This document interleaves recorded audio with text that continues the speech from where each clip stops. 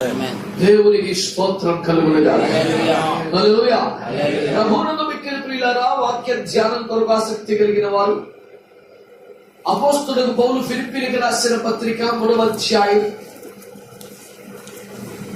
7వ వచనం లాగాయితూ కొన్ని వచనాలు చదివితే ఇది దాదాపుగా విశ్వవిఖ్యాత వచనం, అందరికి అంటతా వచనం, బహుళ ప్రాచుర్యం లేని వచనం, అసలు చూడక్కర్లేకుండా మీరు అందరూ చెప్పగలరు. ఎందుకు ఒక అక్షరమైన పొరపాటు రావాలని చదవమని తప్ప ఏం లేదు, చదవండి. అయినను ఏవేవి నాకు లాభకరములై ఉండెనో వాటిని క్రీస్తు నిమిత్తము నష్టముగా ఎంచుకొంటిని. నిశ్చయముగా నా ప్రభు అయిన యేసు క్రీస్తును గుర్చిన అతి శ్రేష్టమైన జ్ఞానము నిమిత్తమై సమస్తమును నష్టముగా ఎంచుకొనుచున్నాను. క్రీస్తును సంపాదించుకొని ధర్మశాస్త్రం మూలమైన నా నీతిని గాక క్రీస్తు నందలి విశ్వాసము వలనైన నీతి అనగా విశ్వాసమును బట్టి దేవుడు అనుగ్రహించు నీతి గలవాడనై ఆయన యందు అగుపడు నిమిత్తం దేవునికి స్తోత్రం కలుగునుగా.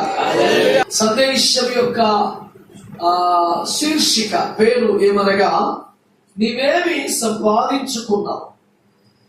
బిడ్డలారా, జాగ్రత్తగా ఈ మాట వినే ప్రయత్నం చేయాలి. పౌలు అపోస్తలుడు ఫిలిప్పీ పత్రిక 3వ అధ్యాయంలో క్రీస్తు నందు తాను పొందినవి కాక క్రీస్తులోనికి రాకముందు తాను కలిగి ఉన్న అతిశయింపదగిన అద్భుత విషయాలు చాలా సగర్వంగా ప్రకటిస్తాడు. అతడు పరిసయ్యుల తెగకు చెందినవాడని, బెన్యామీను గోత్రీకుడని, బహునిష్ట కలిగిన యూదామత ప్రవిష్టుడని, గమలీయులు పాదముల వద్ద వేదాంత విద్యను అభ్యసించినడని, సన్హెద్రిన్ సభలో సభ్యత్వము కలిగిన వాడని, ఆర్థికముగా కూడా బహుస్తోమత కలిగిన వాడని, ఇలా క్రీస్తులోనికి రాక ముందు తనకున్న స్థాయిని ఒక్క ముక్కలో అత్యద్భుతంగా ప్రస్తావించి వీటి అందరి అతిశయించుటలేదు గాని క్రీస్తు శిలువ ఎందని అతిశయించుతున్నాను. శిలువ అంటే శ్రమ, శిలువ అంటే నింద, అవమానం, మరణం, ఒక నీచమైన మరణం. శిలువలో సంతోషించడానికి, ఆనందించడానికి ఏముంటుంది? అందులో తీవ్రమైన గాయాలేగా, వస్త్రములు లాగివేయబట్టవేగా, అపరిమితమైనటువంటి దూషణ అనుభవించడమేగా, ప్రతి అవయవానికి గాయం, రక్తమంతా ధారపోయటమేగా. దేవుని బిడ్డలారా, నిందలో, అవమానములో, వెలివేతలో, తృణీకారములో ఆనందించుటే లేనప్పుడు అతిశయించుట ఎలా ఉంటుంది? కానీ తనకి ఎన్నో అతిశయింపదగిన కారణములున్నారు. వీటి దేనిలో నాకు అతిశయించదగినంత పాయింట్ కనపడలేదు. క్రీస్తు కొరకైన నిందలో, అవమానములో ఎంతో అతిశయింపదగిన విషయం నాకు కనపడింది అంటాడు పౌలు గారు. ఎవరికైనా స్తోత్రం చెప్పాలనిపిస్తే అడిగితే చెప్తామని మాత్రం అనుకోకండి. అట్లాంటిది ఏమి లేదు. చెప్పకపోతే మీ మీద కలబడి అరిచేది ఏమి లేదు. చెప్పినందుకు పండగే కాదు. మీకు అర్థమైతే స్తోత్రం చెప్పే మనసుంటే, స్తోత్రం చెప్పకుండా ఉండలేని పరిస్థితి వస్తే అది బాగా అద్భుతంగా ఉంటుంది విషయం. ఏమండి, నాకైతే స్తోత్రం చెప్పకుండా ఉండలేని పాయింట్ 24 hours నాకు ఉంటాయి కనుక నేను మధ్యలో చెప్తా ఉంటాను. మొత్తంగా నా విషయంలో అభ్యంతరం పడకండి. మీరు చెప్పకపోతే నేను కూడా మిమ్మల్ని ఏమన్నా. బిడ్డలారా, మీరు జాగ్రత్తగా ఆలోచించండి. తాను అతిశయించడానికి తగిన పాయింట్ ఏది తనకున్న సర్వసమృద్ధిలో కనపడలేదట. కదా, అతని ఆర్థిక స్తోమతని గురించి పండితులు చెప్పిన సమాచారం ఏమంటే, ఆ రోజుల్లో స్టాండ్ లో 3-4 ట్యాక్సీలు ఉన్నట్టు రేవులో 3-4 ఓడలు ఉండేయంట పౌలు గారి. పడవలు కాదు, ఓడలు. ఒక ఓడనే 100 కోట్ల ఖరీదు చేస్తుంది కదా, అలాంటి ఓడలు ఉన్నాయంట పౌలు గారికి. వాడిని అద్దెకిచ్చి ఆ లీజ్ డబ్బులతో సేవ చేయలేదంట ఆయన. అటు వదిలేసాడంట. పెంటగా ఎంచుకున్నాడంట. అని ఇలాంటి సేవను ఇప్పుడు మనం ఊహించలేం కదా. ఎంతో తెలివిగా ఇది దేవుడిచ్చిన ఆశీర్వాదం అని అందంగా దానికి పేర్లు పెట్టే అద్భుత వాక్చాతుర్యం గల ప్రసంగికులకే కదా ఈ రోజున ఎక్కువ ఆదరణ లభిస్తున్నది. మోషే దేనిని చూసి అల్పకాల పాప భోగం అన్నాడో దానికి దేవుని ఆశీర్వాదం అని అందమైన టైటిల్ మార్చారు కదా నేటి స్వత్కర్ష కలిగినటువంటి సోకాలుడు ప్రసంగికులు.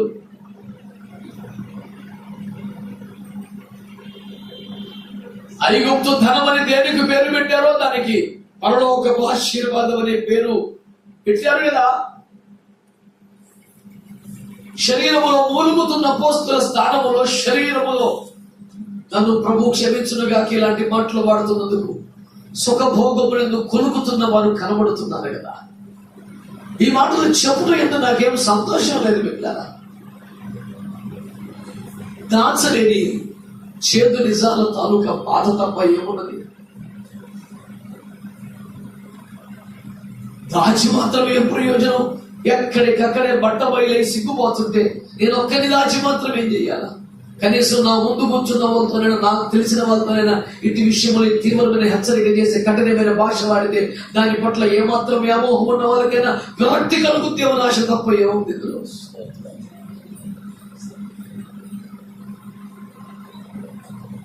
పిల్లల దయచేసి ఆలకించండి, అర్థం చేసుకోండి. సేవ భావమే మారిపోతే, సేవ అర్థమే మారిపోతే, సేవకుడి యొక్క స్థానమే పోతే, సేవకుడు అంటే పనివాడు, పాలేరు, దాసుడు. అరే ఎవరు సార్ పనివాడుగా కనపడుతున్నాడు ఇప్పుడు? సేవకుడు అంటే బాస్ అయిపోయాడే, నాయకుడు అయిపోయాడే, ఒక అధికారి హోదా వచ్చిందే.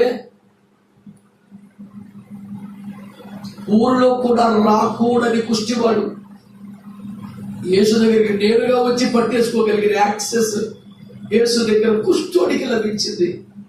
భర్త కూడా రాళ్లతో కొట్టి అంత కడగా పెట్టబడిన స్త్రీ యేసు వస్త్రాలను పట్టుకోగలిగినంత యాక్సెస్ యేసు వద్ద లభించింది. ఈ రోజు చుట్టూ నువ్వు బౌన్సర్లు పెట్టుకుంటే నువ్వు ఎట్లా సేవకుడు అవుతావు? ఎట్లా భరించేది సంగతులను? దైవజనుడి పేరు ముందు సెలబ్రిటీ అనే పదం అంగీకారమా?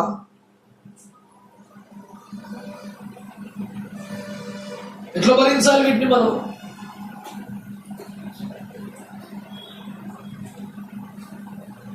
ఇటు విషయములు మాట్లాడుతూ ఆశీర్వదించ దైవజనుని చూసి ఓర్వలేక చేస్తున్న అసూయ ప్రేలాపన అదేమో సక్రమమైందా? తప్పు నాన్న అంటే అసూయ అయిందా? పాలు తినడు కాదని గట్టిని కోరుకున్న పాపిష్టి ఆలోచనతో సమానం కాదా ఇది? రూబెనీయులు, గాదీయులు వాగ్దాన దేశం మాకు అక్కర్లేదు, మేము నది దాటి అవతలకి రాము, యువతల గడ్డి మోగుతారన్నారు. అవతల పాలు తినడు ఎక్కడ, గడ్డి ఎక్కడరా? గడ్డి మోసున్నోడికి పాలు తినడు ఎక్కవుగా. ఎటు పోతుంది క్రైస్తవ్యం? ఎటు పోతే అటు పోనే అని నా దేవుడు అనుకోవట్లేదు కనుక నేను అనుకోవట్లేదు. ఎట్లయినా నోటి కాడ తిండి అడ్డుపడు అనిపించిన పర్లేదని ఏదైతే తోటకు కంచె వేసిన దేవుని ప్రేమలోని కాఠిన్యం ఈ రోజు మనం మాట్లాడేస్తుంది. ప్రేమలో లాలిత్యమే లావణ్యమే ఉంటుంది అనుకుంటున్నావా? ప్రేమలో కాఠిన్యం లేకపోతే ఏ తల్లి తన బిడ్డను కొట్టదు, ఏ తల్లి తన బిడ్డను కొట్టదు, ఏ ఉపాధ్యాయుడు విద్యార్థిని కొట్టడం. దేవుడు కూడా తన బిడ్డలకు శిక్ష రానివ్వడం. హెబ్రీ 12 ఏం చెప్తుంది? శిక్ష ఫలము పొందుటకే మీరు సహించుచున్నారు. శిక్షకు ఫలమున్నదన్న జ్ఞానం లేకపోతే ఎలా? శిక్షకు ఫలము లేదా? నేను క్రైస్తవ్యానికి దైవజనులకు కనీసం తెలవలసిన తేడా ఏమిటి తెలిసిన? ఉగ్రత వేరు, శిక్ష వేరు. శాపం వేరు, శిక్ష వేరు.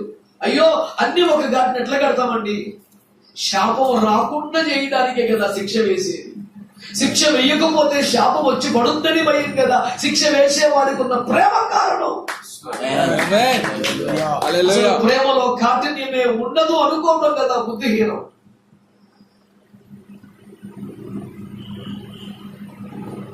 ప్రేమలో వేదన ఉంటుంది, ప్రేమలో కోపం ఉంటుంది.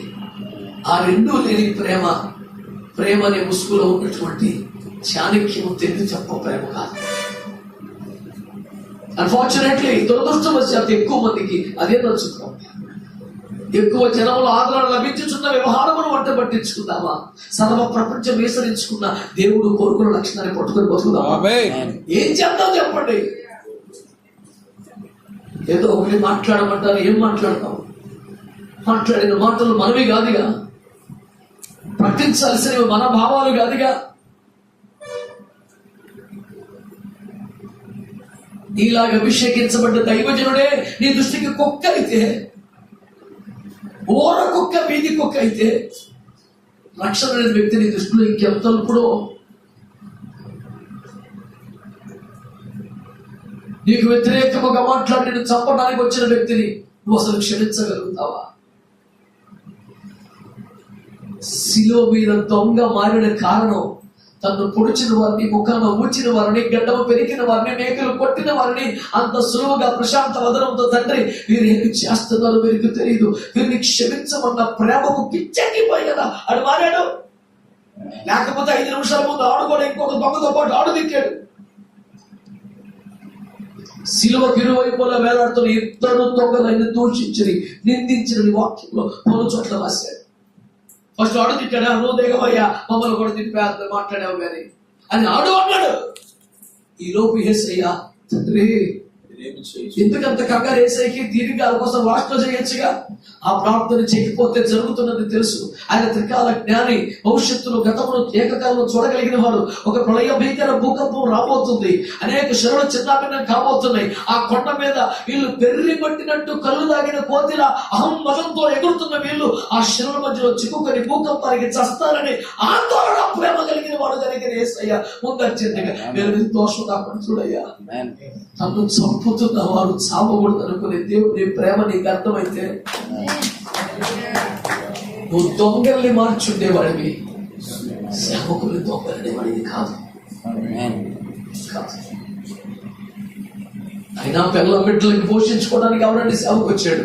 నేను పోషించబడకపోయినా పర్లేదు, చచ్చిపోతే దేవుని సంఘానికి ఎడుగవుతాడని నీ ఆత్మలు రక్షించాలి కదా సేవకులు వచ్చాడు. భార్య బిడ్డల పోషణ ధ్యేయంగా ఉంటే జాబ్స్ రిజైన్ చేస్తారండి ఎంతమంది దైవజనులు? ఆస్తులు వదులుకుంటారండి, గంటతో సమానంగా ఎంచుకుంటారండి, కంఫర్టబుల్ జోన్స్ వదులుకుని రోడ్డు ఎక్కుతారండి. సేవ పట్టడానికి కొన్ని అవగాహన ఏమున్నాయా? ఒక దైవజనుడు గురించి మాట్లాడుతున్నాను అనుకోకండి బిడ్డలారా. అవును, ఆ దైవజనుడి కొరకు కూడా మాట్లాడుతున్నాను, కానీ వ్యక్తి నా టార్గెట్ కాదు. ఆ వ్యక్తి ఎవరు వచ్చు, ఇంకొకరు వచ్చు. నేను అనేది ఒకటే, సేవకు అర్థం మారకూడదు, సేవ విలువలు తగ్గకూడదు, సేవ పరమార్థం చెదరకూడదు, సంఘం యొక్క గురి తప్పకూడదు. సంఘం అంటే చిన్న వ్యవహారం, ఈ ప్రైవేటు ఆస్తి కాదు. ఇది భూలోకమందు ఉన్న పరలోక దేవుని సొత్తు. ఆయన వధువు, ఆయన సంఘం, ఆయన ఆస్తి. అపోస్తలుల కార్యం 20వ అధ్యాయం 28లో చెప్పాడు, సంఘం అంటే దేవుని ఆస్తి, దేవుని కష్టార్జితం, దేవుని సొత్తు. ఆయన స్వరక్తం ఇచ్చి సంపాదించుకున్నాడంట. It is the hard earning of Jesus Christ.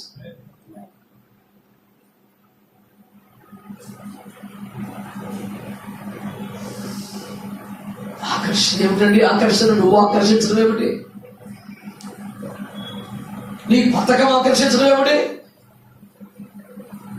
యేసు ప్రభువు చెప్పిన ఫార్ములా ఏమిటండి? నన్ను పైకెత్తండి, నేను ఆకర్షించు.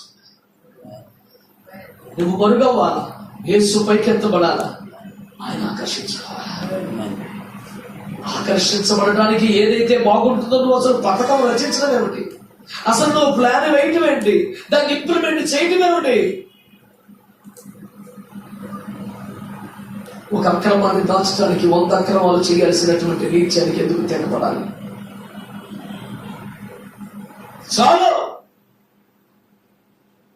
చాలు. ఎప్పటికైనా వెనక్కి తిరగలిగితే నా దేవుడు ఇంకా తీర్పు పీఠ లేడు, నీ కృపాసింహాసనం మీద కూర్చొని ఆయన ఇంకా కృపాసింహాసనం మీద కూర్చున్నాడు.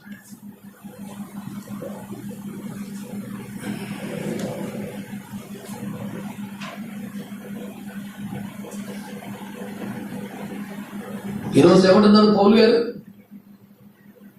క్రీస్తును సంపాదించుకోవడం కోసం ఇవన్నీ నష్టపోయారు.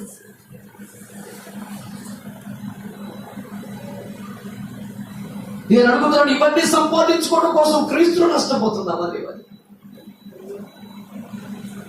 ఎంత అమాయకం, ఎంత దుర్మార్గం అనలేకపోతున్నాను. ఎంత అమాయకం అని అంటున్నాను. Yes, I feel pity on this particular point. అపోస్తలుడు క్రీస్తును సంపాదించుకున్న నిమిత్తము అన్నిటినీ నష్టపోతే నువ్వు అన్నిటినీ సంపాదించుకోవడం కొరకు క్రీస్తును నష్టపోతున్నట్లు గమనించట్లేదా? అయ్యో సంసోను బాధాకర సన్నివేశం చెప్పనా? దేవుని ఆత్మతను ఎడబాయటమే దుఃఖం అంటే, ఎడబాసినట్లు అతనికి తెలియకపోవటం, అంత ఒళ్ళు మరిచి బ్రతకటం ఇంకా బాధాకరం. ఎందులో మైమరిచిపోతున్నావు? ఎక్కడ తలవాల్చుకున్నావు? ఎక్కడ సేద తీరావు? దేవుని తలగడగా చేసుకున్నావు? తల మీద వెంట్రుకలే పోయినాయా? తలలో ఉండవలసినటువంటి విలువైన జ్ఞాపకాలు కూడా పోయినాయా? అయ్యో ఎంతటి వేదనకరం ఇది, ఎంతటి వేదనకరం. గుండె పగిలి రోధించాల్సిన మాటలు కావా ఇవి?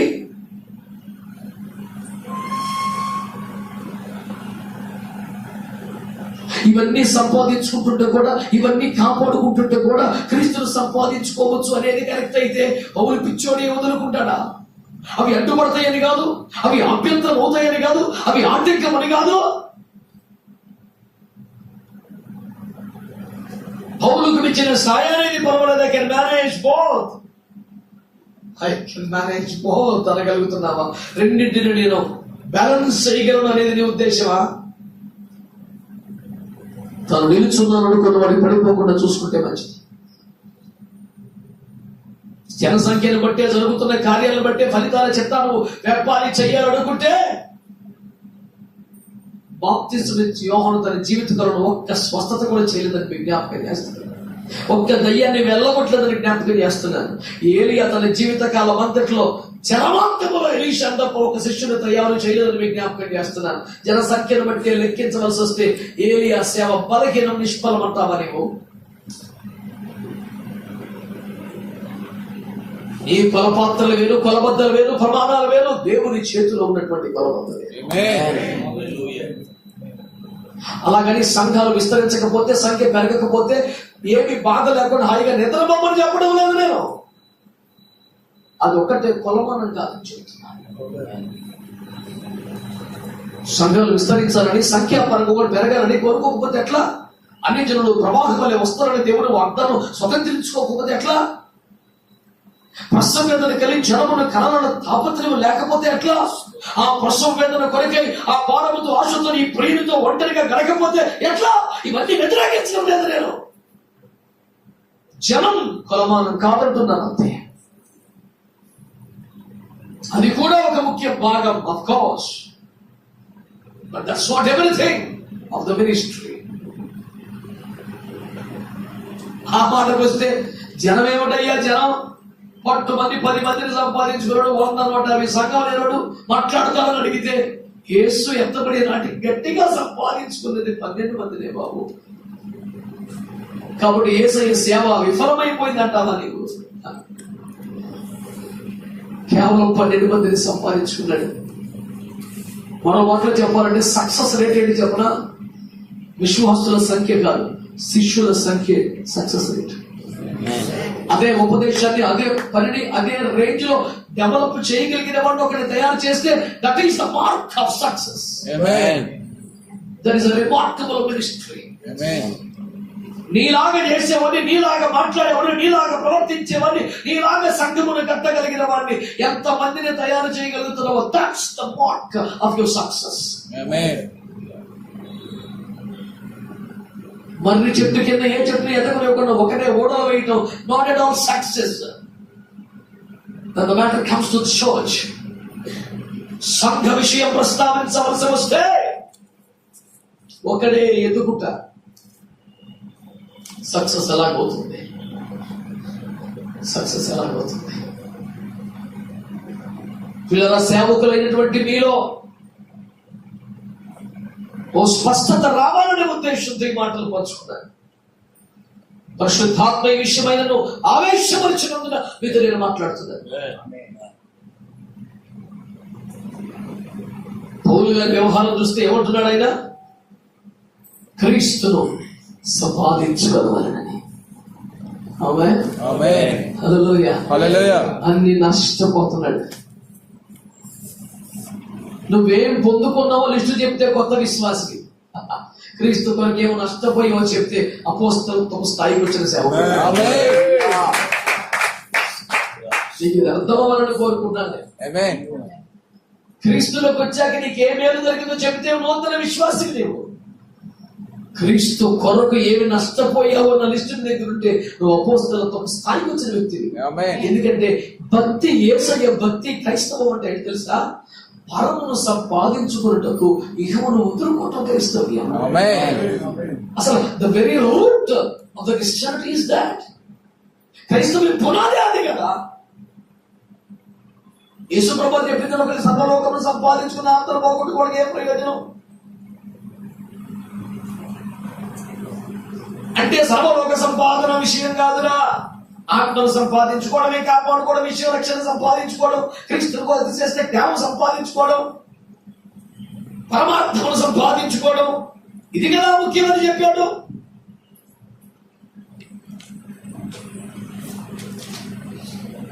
నన్ను టపటపలాగా మాట్లాడగలమండి. ద్రవ్యం అనేది, ధనం అనేది, బంగారం అనేది ఈ కాలంలో ఉందా? అబ్రహాము మొదలుకొని ఆ కాలంలో కూడా ఉందా? కొంచెం మంచిగా ఉందా? మరి అబ్రహాము, ఇస్సాకు, యాకోబు, ఏమండి ఈ పరిశుద్ధులు ఏలియా, ఎలీషా, ఇర్మియా, యెహెజ్కేలు, అపోస్తలులు, వీళ్ళెవ్వరూ దాన్ని ఎందుకు సమకూర్చలేకపోయారు?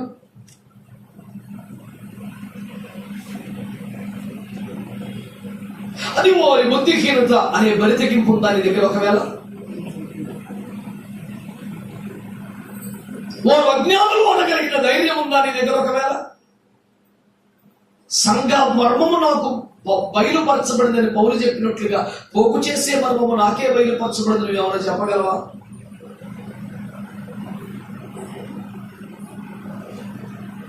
నా ఆవేశం అంతా వ్యక్తుల మీద కాదు, విషయం మీద. ఇది కొత్తగా ఎవరు రోడ్డెక్కింది కదా? 15 సంవత్సరాలు నేను చేస్తున్న ఉపదేశం ఇది కాదా? కనీసం 5 సంవత్సరాలుగా ఈ ఉపదేశ విధానానికి మీరు సాక్షులు కాదా? ఎన్ని వేదికల మీద ఎన్ని వందల సార్లు మాట్లాడి ఉంటాను నేను.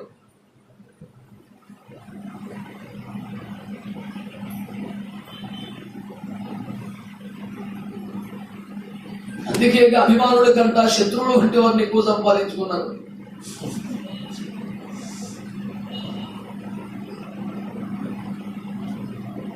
ఈ రోజు ఒకే ఒక్క మాట విజ్ఞాపకం చేస్తున్నాడు పిల్లలు. మీరు హోంవర్క్ చేయండి, ఒక నోట్స్ తీసుకోండి, పేపర్ తీసుకొని రాయండి.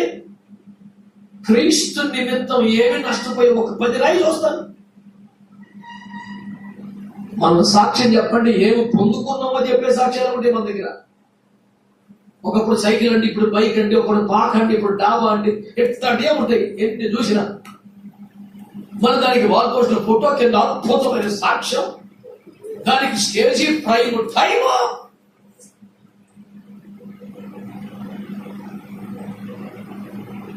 వాటి గురించి సాక్ష్యం చెప్పాలంటే బైబిల్లో ఈ పోగొట్టుకున్న సాక్ష్యం ఎక్కువ. మరి ఏం చేద్దాం? నీకు మొత్తం బైబిల్లో చదివేంత ఓపిక, అర్థం చేసుకునేంత ఓపిక, జీర్ణించుకునే కెపాసిటీ ఇంజిన్కి లేకపోతే అట్లీస్ట్ ఎవ్రీ 11 నీకు అర్థమైపోతే ఇంటికి ప్రశాంతంగా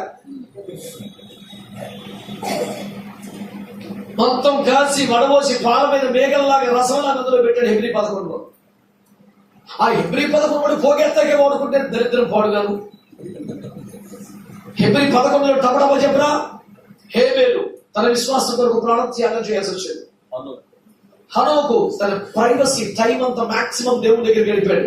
నోవహు తన ధనమంతా వాడికి ఖర్చు పెట్టాడు. అబ్రహాము, ఇస్సాకు, యాకోబులు వాగ్దాన ఫలము పొందకపోయినా దూరం నుంచి పునాదులు గల పట్టణమును చూసి ఆ పట్టణానికి వెళ్ళబోతున్నాం చాలు, ఏం పొందకపోతే పోయిందిలే అని స్తోత్రం చెప్పారు. ఆ నెక్స్ట్ కనపడుతున్న పేరు మోషే. అతను ఐగుప్తు ధనము కంటే క్రీస్తు విషయమైన ఎంత గొప్ప వాక్యమైన ప్రకార పాప అనుభవించడం కంటే దేవుని ప్రజలతో శ్రమ అనుభవించుదమేలని ఎంచుకొని అన్నిటినీ కాదనుకొని మరో కుమార్తె నడిపించుకోవడానికి ఇష్టపడాలా. ఓ రాజకుమారుని ప్రొజెక్షన్ నా గొద్ద, ఓ సంపద నా గొద్ద చిచ్చే. దేవుని ప్రజలతో శ్రమ. నువ్వు ప్రజలతో ఉండకపోతే ఇంకేమిటి విషయం? సరే పక్కకు పో. అడ్డాక దానియేలు, షడ్రక్, మేషక్, అబేద్నెగో వీళ్ళ సంగతి ఏమిటి? పలుమార్లు ప్రాణత్యాగాన్ని తెగించి అగ్నిగుండంలో సింహాల బోనులో దూకిన వారు తప్ప ఏదో పొందిన వారు కాదని విజ్ఞాపకం చేస్తున్నారు. ఆ తర్వాత పేర్లు రాయకుండా వరుస పెట్టి రాశాడు. ఏమని?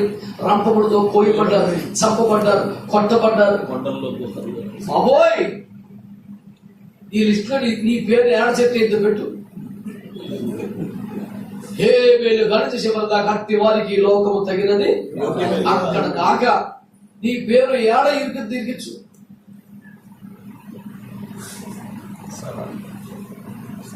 ఎగిరించేవాడు ఎవడైనా సరే నీ పేరు ఇరికించుకున్నప్పుడు ఎగిరించు. నీ పేరు ఏడ సెట్ అయిందంటే ప్రభువులు ఎంతగానో ఆశ్రదించారండి. మరి దేవుడు నమ్ముకో ముందు చాలా తీర స్థితి అండి.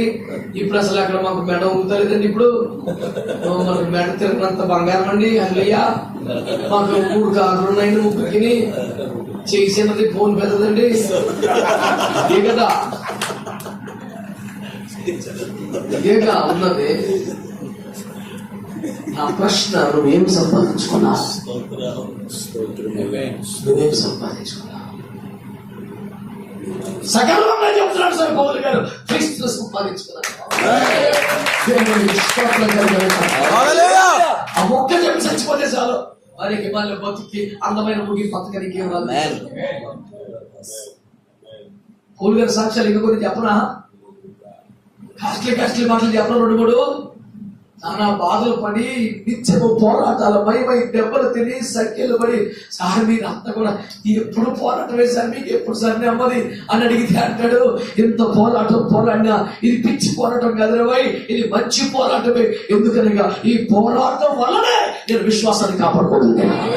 లేకపోతే ఇప్పుడు విశ్వాస ప్రశ్నతో సంభవించను. నేను కూడా ఏ అబద్ధ బోధలను, ఏ సుఖ బోధనలను, ఏ సోదరులను పడిపోతున్నా బాబో, శరీర బలహీనతలు పడిపోతును. రోజు శరీరాన్ని నలగొట్టుకున్నాను, రోజు మనసును నియంత్రించుకున్నాను, రోజు ఆత్మలో పోరాటం సాగించాను, రోజు అబద్ధ బోధనతో పోరాడాను, రోజు అబద్ధ బోధనకు వ్యతిరేక నికోలైతులతో దేవుని వాక్యమును ఖడ్గముతో పెరుగులాడాను. ఇన్ని పోరాటాలు పోరాడి ఒక ఎకరం దక్కించుకోలేకపోయారు కానీ విశ్వాసాన్ని కాపాడుకోవాలి. That's what the bold and prestigious statements of Apostle Paul. Hallelujah. అట్లాంటి మాట ఒక్కడ చెప్పి చచ్చిపోతే చాలు. ఓ బతికే కానీ బతుకు.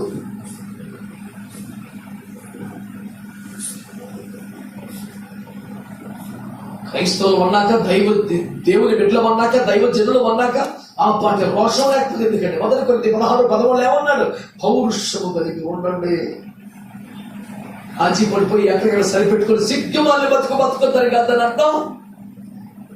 పౌరుషం కలిగి బతకండి, విశ్వాసముతో నిలకడగా ఉండండి. అన్ని వేళలా డబ్బు గాని, స్త్రీ గాని, అధికారం గాని, బలము గాని, ఘనత గాని నిన్ను గమనించకుండా మెలకువ కలిగి ఉండండి. ఎత్తికెక్కలేదా ఈ మాట?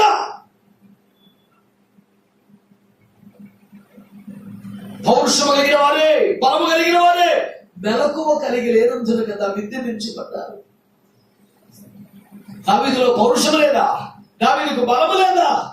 ఒకనొక బడిలో మార్గస్ఫురణపడుతున్న ఒక పిచ్చి ఆలోచన నా దగ్గరికి వస్తున్నప్పుడు మెలకువ కలిగి, అరే ఇదే నా దగ్గరికి వస్తుంది, యేసు క్రీస్తు నామములో అంటూ యెహోవా నామము బలమైన దుర్గం అన్నావే, నువ్వే చెప్పావుగా, అందులోకి దూరిపోయి ఉంటే అంత సూపర్ ఉండేది నాన్న.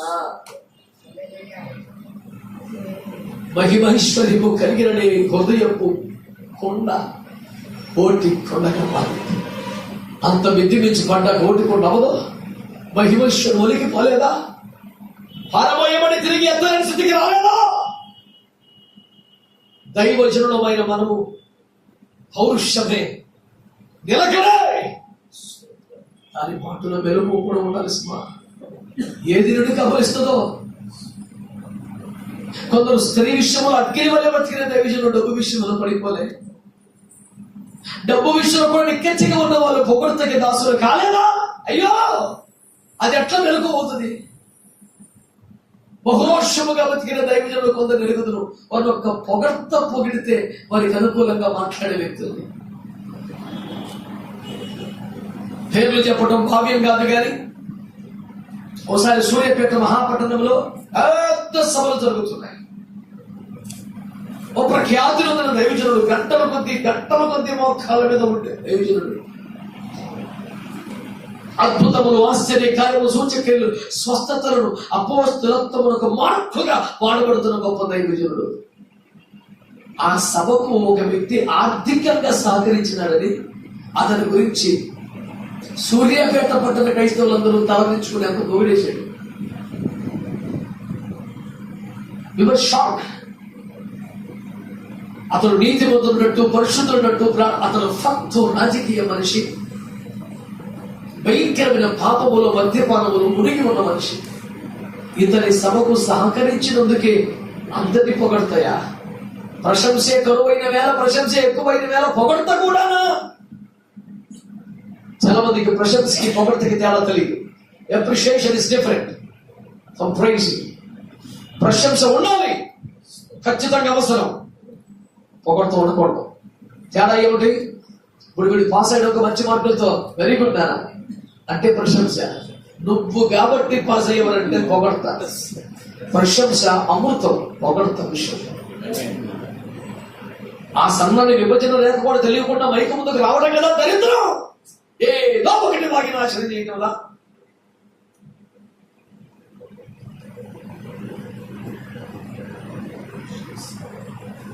ఈరోజు ఒకే ఒక మాట మీకు జ్ఞాపకం చేస్తున్నాడు. నలుగురు ఒక అనుకోవాలి. ఎటుపోయి మళ్ళీ నా ప్రశ్న అదే, ఇంతవరకు మేము సంపాదించుకున్నా. పశ్చిమ గోదావరి జిల్లాలో ఒక గొప్ప దైవజనుడు ఈ మధ్య ప్రభు దగ్గరికి వెళ్ళిపోయారు. నన్ను పిలిచి నాకు చెప్పారు, అయ్యా దేవుని కృపలో మా కుటుంబంతో సేవలో ఉన్నాం, సంతోషం. అందరూ ఆయా ప్రాంతాల్లో సంఘములు గడిచాలి, సంతోషం. నా బిడ్డలందరినీ కోటీశ్వరులు చేశానయ్యా, అందరికీ కోట్లున్నాయ్యా, అందరికీ ఫార్చునర్ కార్లే కొనిచ్చానయ్యా, దేవుడు మమ్మల్ని బహుగా ఆశీర్వదించాడయ్యా. ఇంత సేవ చేసిన నీకు ఆశీర్వాదం అంటే ఏంటో అర్థం కాకపోవడం ఆశ్చర్యం కదా. సుమారు 50-60 సంవత్సరాలు మహోన్నతమైన సేవ చేసిన వారి ప్రజలు భావిస్తున్న దైవజనుడికి అసలు ఆశీర్వాదం, ఆర్థిక అభివృద్ధి ఆశీర్వాదం అయితే ఏ సేవ కంటే బెటర్గా.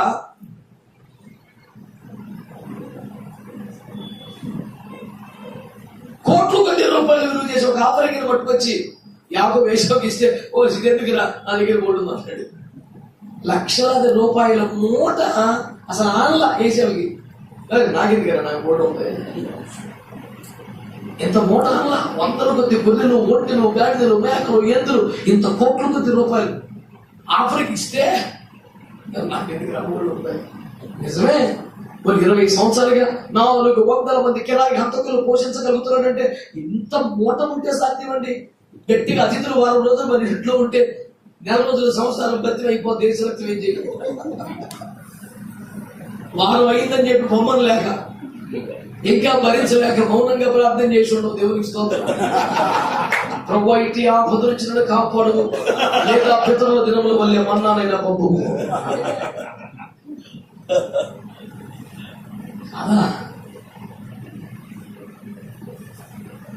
400 మంది కిరాయి హంతకులు 20 ఏళ్ళుగా పోషించడం అంటే ఏమిటి సార్ అది?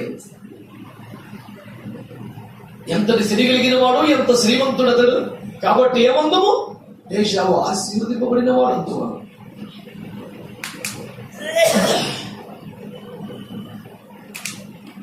పౌలు వారి భాష తెలిసిన వాడైతే అట్లా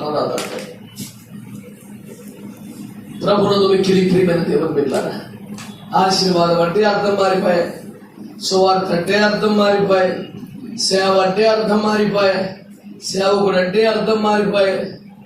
కొంపదీసి పరలోకం అంటే కూడా అర్థం మారుతామైంది. ఆయన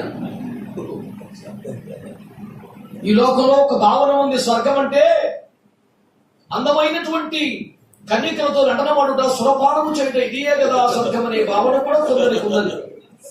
కొంపదీసి స్వర్గం అంటే కూడా అట్టగా ఉండదు. అర్థమైంది కొంపదీసి దరిద్రం పోడు గారు. మన దృష్టిలో స్వర్గం పరలోకం అనేది తెలుసా? మన సృష్టికర్త, మన రక్షణకర్త దేవుడితో ఆయన కనులారా చూస్తూ, ముఖముఖం చూస్తూ, ఆయన వలె ఆయన యొక్క ఆయనతో పాటు యుగ యుగమును ఉండిపోగలిగిన ఒక పరలోకం. ఆ ఆశతో బతకడమే ఈ లోకంలో క్రైస్తవ్యం. అలాంటి ఆశ గల వారిగా రకరకాల ఆశలతో ఉన్న ప్రజలను మార్చడమే దైవ సేవ. దీనికి మించినది తండ్రి వల్ల పుట్టినది కాదు, సృష్టిని వలన కలిగినదని నేను నిష్కర్షగా ప్రకటిస్తున్నాను.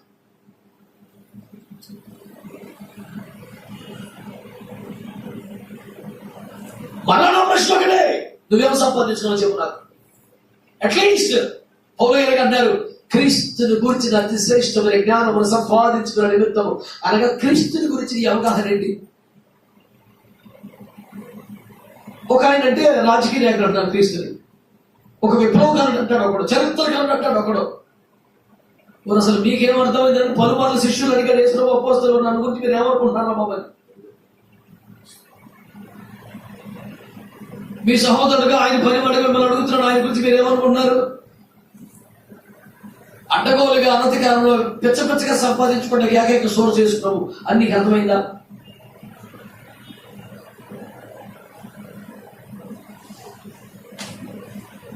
అనధికారంలో అడ్డగోలుగా ఆస్తులు పోగేసుకున్నట్టుకు ఉన్న సులువైన మార్గమే క్రీస్తు అని నీకు అర్థమైందా? పూర్వకాల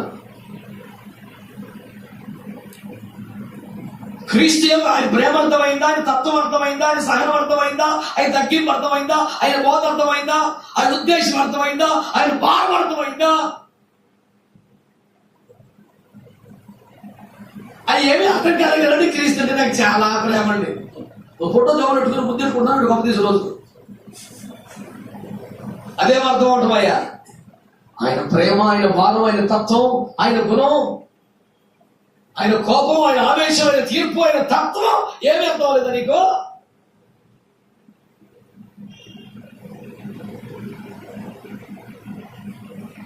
నాకు తెలిసి నువ్వు పాడాల్సిన పాట ఒకటే, చాలా మారులు తప్పిపోతిని. ఆ ఒక్కటి సిద్ధి ఎవరివి కావచ్చు కాక. ఇక్కడ వ్యక్తులు ప్రధానం కాదు, విషయ ప్రధానం అని మొత్తుకుంటున్నారు. ఎవరైనా పెద్ద విషయం కాదు. కొత్తగా సేవకు వచ్చిన పిల్లోడైనా, పాతుకుపోయిన పెద్దోడైనా.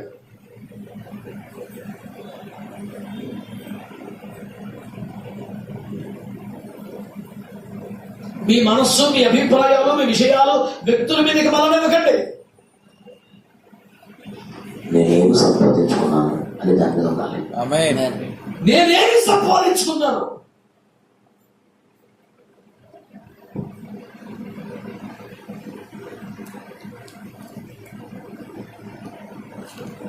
రాజ్యాధికారమును వదులుకున్న ఒక పడుచువాడు 30 లక్షల మందిని సంపాదించుకున్నాడు.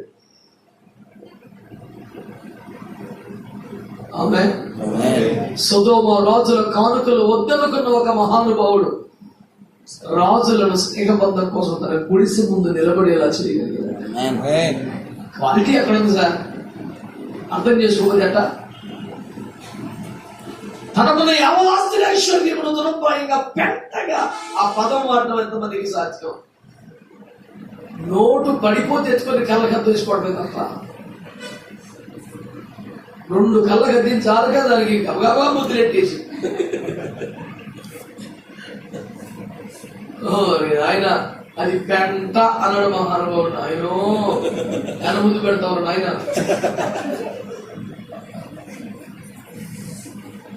రూపాయి కాసు కనబడితే కనబడేసి వచ్చేస్తుంది. ఫీలింగ్స్ ఏం మారలేదు నీకు. అది ప్రియముగా ఎట్లు కనిపించుతుంది నాన్న. యావదాస్తి అమ్ముకొచ్చి పెడితే బకెట్లో గ్రామంలో ఫోటో ప్రోగ్రామ్ ఎట్లా సంతకం లేదు, పాదాల దగ్గర పెట్టుకుంటారు అన్నాడు అపోస్తలుడు. యేసు రక్తం పట్టుకొచ్చింది సంతానం ఒక ఎపిసోడ్ కాదు. తమ చాలా స్థిర ఆస్తులను పట్టుకొస్తే ఎక్కడ పెట్టుకున్నారు? స్పెషల్ కవరా, స్పెషల్ టెంట, అయ్యగారితో టిఫినా ఎక్కడ ఉంది సార్? ఇదంతా కాళ్ళ కాడ ఆడబెట్టేలా వచ్చేలే. అమ్మో వాళ్ళు బాగా చూసుకుని వీళ్ళు బాగా చూసుకుంటాడు. మీకున్న మ్యూచువల్ అండర్స్టాండింగ్ అది.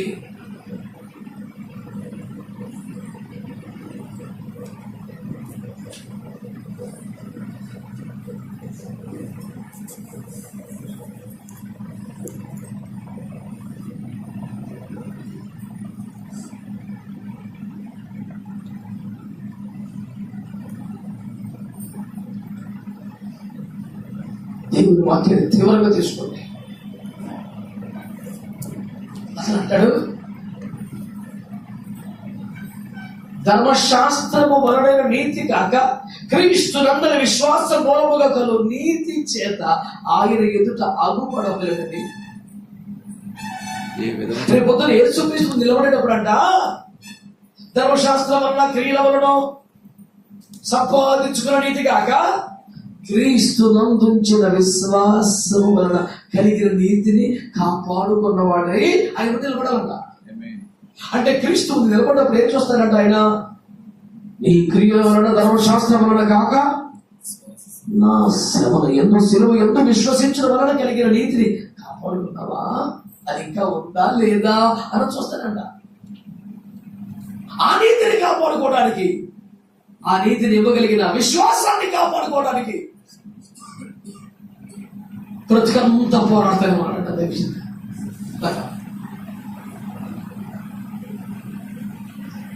నన్ను పోలి నడుచుకొని మనగలిగిన స్థాయిలో ఉన్న పౌలు కంటే ఇంకెవరిని ఆదర్శంగా పెట్టుకుంటాం మనం?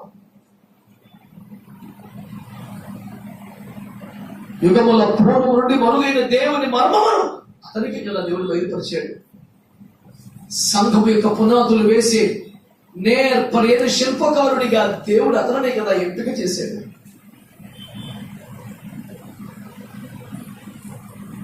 పరదేశికి తీసుకుని వెళ్ళి మరి మనుషుడు ఎవడు వచ్చి భక్తుడనే మాటలు వినగలిగే సౌభాగ్యాన్ని సాధించినది అతనికే కదా.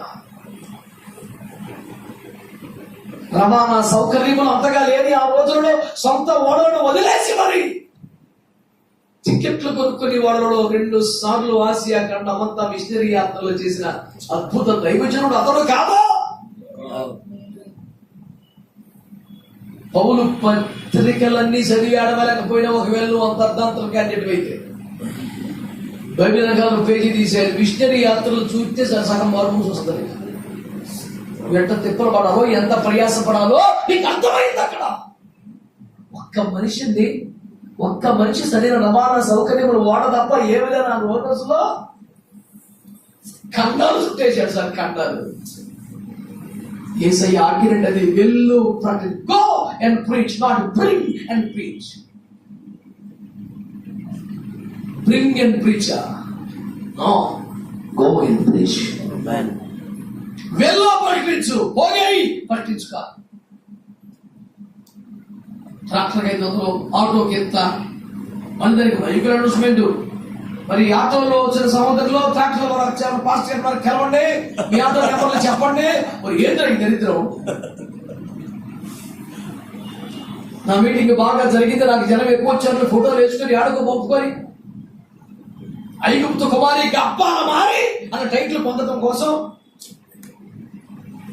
పోగు చేత నీకు న్యాయమా, నీకు బాగు చేత ఏ న్యాయం? నా ప్రశ్న ఒకటే, నువ్వు సంపాదించుకున్న ధనమా, జనమా, ప్రఖ్యాతియా, క్రీస్తుని గురించినది శ్రేష్టమైన జ్ఞానమా, విశ్వాసమునా, దాని వల్ల కలుగు నీతినా?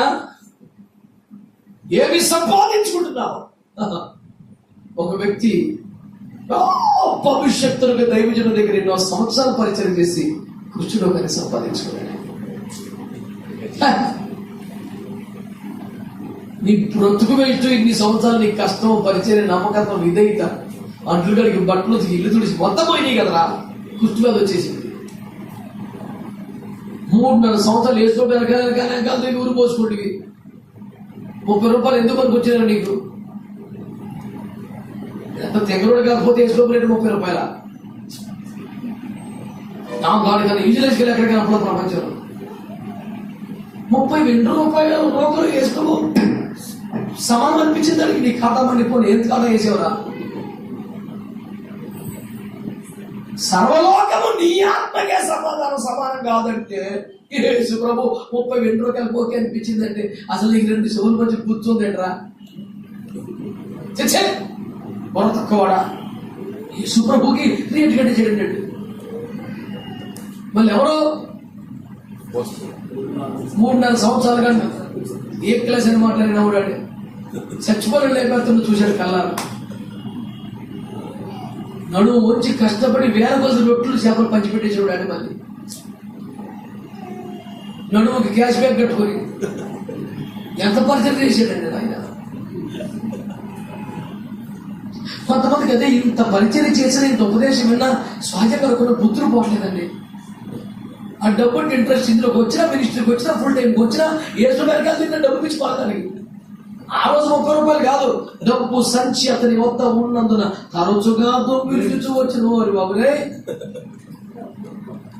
ఫస్ట్ బాగుంటుందేనా? అపవాది ఆది నుండి పాపము చేయించున్నాడు కనుక పాపము చేయకూడదు. అపవాది సంబంధం ఒక మొక్కలు తగ్గకూడదు. ఒక్క లైన్ కొన్ని పరిచయం. అపవాది ఆది నుండి పాపము చేయించున్నాడు కనుక పాపము చేయవాడు అపవాది సంబంధం. ఎంత సింపుల్ క్లారిఫికేషన్ అండి. క్లాసిఫికేషన్ చేయి, కేటగరైజ్ చేయి, ఒక్క మొక్కలు తెంపేశాడు.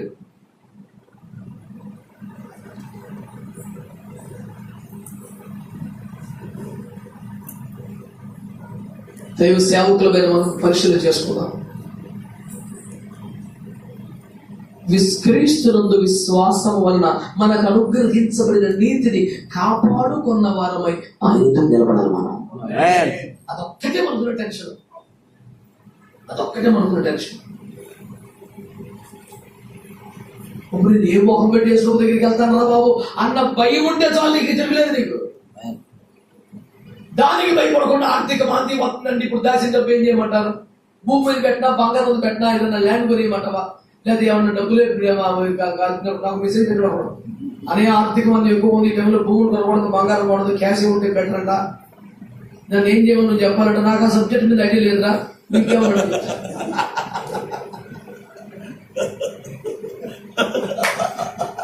ఇన్ని సంవత్సరాలు నా బోధన ఉన్నవాళ్ళు నన్ను అడుగుతున్నావు ప్రశ్న బుద్ధి పడుతుంది. ఆర్థిక భాగ్యం ఖచ్చితంగా వచ్చేస్తుందని నిపుణులు చెప్తున్నారనయ్య. ఈ దినాల్లో భూములు కొట్టడం, బంగారం కొట్టడం కరెక్ట్ కాదంట.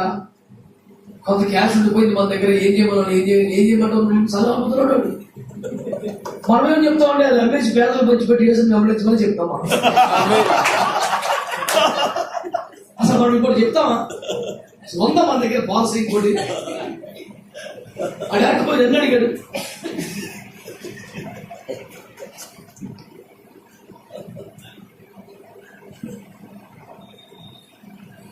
Intellectuality, and it is not something how to earn money, it is something how to deal with money.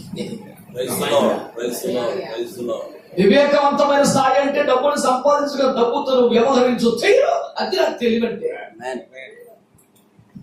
ఒక మహా గొప్ప మేధావి క్రైస్తవ దైవజనుడు ఒక ఆయన పాట వస్తాడు యూదా ఇస్కరియోతు గురించి. యూదా, ఓ యూదా అంటూ పిలిచి ఏమన్నాడు తెలుసా? విశ్వజ్యోతి అడుగులో నడిచావు, సిరి కన్య నిన్ను పిలువగా చీకట్లో ఇచ్చావు. ₹1 మాట.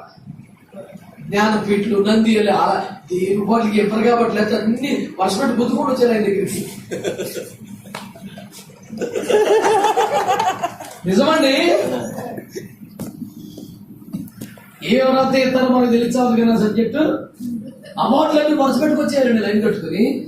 విశ్వజ్యోతి అడుగులలో నడిచావు, సిరి అనే కన్య అంటే ఒక డబ్బుని ఒక స్త్రీతో పోల్చి సిరి అనే కన్య నిన్ను పిలువగా చీకట్లో నిలిచారు.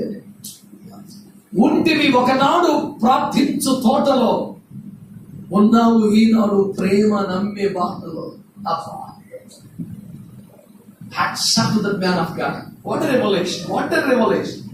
పాట అంటే అది 2 లైన్లో కథ చెప్పాలి. పాట అంటే ఇది 40-20 లైన్లు చదువుతుంది. 50 ఈ పాట మండిపోయి ఏంటో పాట. కీబోర్డు వాయించేవాడు, తబలా కొట్టేవాడు, ఏడ ముత్తాయి పివ్వలో ఏడ పిచ్చేయాలి, ఏడ పిచ్చి అర్థం కాక సత్తలాడు. ఏదన్నా గ్యాప్ దొరికి ఏదో వాయిద్దాం చూస్తే ఆగాలి శేషపద్యం రాసి రాత్రి పర్వాలేదు. మా తాతయ్య అనేవాళ్ళు ఏంద్రా ప్రాబ్లం ఉన్నట్టే ఆడికి సైకిల్ ఎక్కొచ్చింది నేను దిగరాలేదు. ఆయన ఎవడన్నా పట్టి దింపాలా. ఏ క్లాస్ కీబోర్డ్ పైకి 2 ధైర్యం ఇక్కడ ఉన్నారు. వాళ్ళు అడగని చెప్తారు ఈ బాధ నిజమో కాదు. ఇంటర్లో వాయించి ఆశ చచ్చిపోయి వాళ్ళు కార్డు వేసుకొని కూర్చుంటారు. ఇక్కడ ఇప్పుడు నీకు చస్తుంది అది తెగ సాగదు. ఎడం చేయి ఒక్కడ కూర్చోబెట్టి పెట్టి నొక్కి కూర్చున్నారు అంతే. ఏం చేయాలి? ఓడలో తెగదా ఈ పని. తాతయ్య అనేవాడు సైకిల్ ఎక్కొచ్చిందని దిగరాట్లేదా పట్టుకొని దింపండి కొంచెం. అది పోతా ఉంటుంది అంతే. గొర్రెలు గడ్డి పెడిచినట్టు కమలదు పని.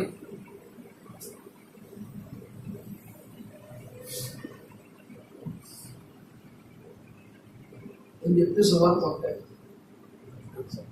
ఏం సంపాదించుకున్నా పౌలు అంటాడు మీరే నా అతిశయ కిరీటం. నువ్వు సంపాదించుకున్నావా? నా కొరకు జీవ కిరీటం, నీతి కిరీటం సంపాదించుకున్నావా? ఏం సంపాదించు?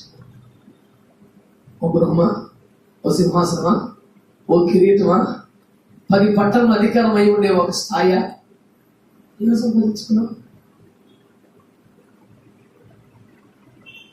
10 పట్టణాలు ఒకటిని 10 చేసిన వాడికి, ఏమీ చేయని వాడికి తీసుకుని వాడికి ఇచ్చాడు యేసయ్య. ఓసారి దైవజనుడు నాకెంతో స్ఫూర్తికరంగా నేను భావించే రెండో బాంకే దైవజనుడు ప్రసంగిస్తూ ఏమన్నారంటే, ఒక ఆయన అడిగాను, సార్ మీకు చాలా వయసు అయిపోతుంది కదా, ఇంకా మీరు రిటైర్ అవ్వరా, రెస్ట్ తీసుకోరా, సుమారు 50 ఏళ్ళు పై నుంచి అలసిపోతున్నారు కదా అని ఒకరికి ఇంకోటి ఎట్టకారంగా, మీకు అప్పటికి ఇచ్చిన పని ఇంకా పూర్తవుతలేదా, తిరిగి ఎత్తనం అన్నట్టు అడిగాడు ఒకడు. అంత గొప్ప దైవజనుని, ఒక ఖండమును దేవుని అగ్నితో ప్రేమతో నింపిన సేవకుడిని ప్రశ్నించడానికి అసలు నీకున్న ధైర్యం చేసావు, అది సాతాను గాడి యొక్క బుద్ధి. అంటే ఎంత ధైర్యం అండి ఆ మాట దైవజనుడితో మాట్లాడటం అంటే. ఆయన సింపుల్ గా అన్నాడంటే, ఏమీ లేదండి, నాకు ఇచ్చిన దాన్ని 10 ఎప్పుడో చేశాను, నీళ్ళంటే ఒకటి ఏమి చేయకపోతే లాగి నా చేతికి ఇచ్చాడు, అది కూడా నేనే చేస్తున్నాను. కొన్నాళ్ళు ఎప్పుడో అయిపోయిందిరా బాబు, నేను కొంచెం బాగా చేస్తున్నాను, వేసుకో వెళ్ళి చేస్తున్నాడు, ఎవరు చేయిందో నాకు ఎత్తున్నాను, అది కూడా చేయవలసి వస్తుంది. ఏం చేయమని నీది నువ్వు తిన్నగా ఏడిచేస్తే నాకు నా పని ఎప్పుడో అయిపోయిందా? Let me ask you again, ఏమి సంపాదించుకున్నావు? క్రీస్తుని సంపాదించుకున్నావా? ఆతని గురించి అతిశ్రేష్టమైన జ్ఞానం సంపాదించుకున్నావా? పునరుత్థానములో పాలి వాడుబడి ఎట్టుదో ఆ కిటుకు, ఆ ఉపాయం, ఆ మనము సంపాదించుకున్నావా? క్రీస్తు న్యాయ పీఠం మీద దైర్యముగా నిలపగలిగినది ఏమిటో అది కాపాడుకున్నావా? అందుకొరకైన పోరాటం నీ దేహంలో జరిగిందా? దేహంలో మూలుగుతున్నావా? దేహంలో ఎంజాయ్ చేస్తున్నావా?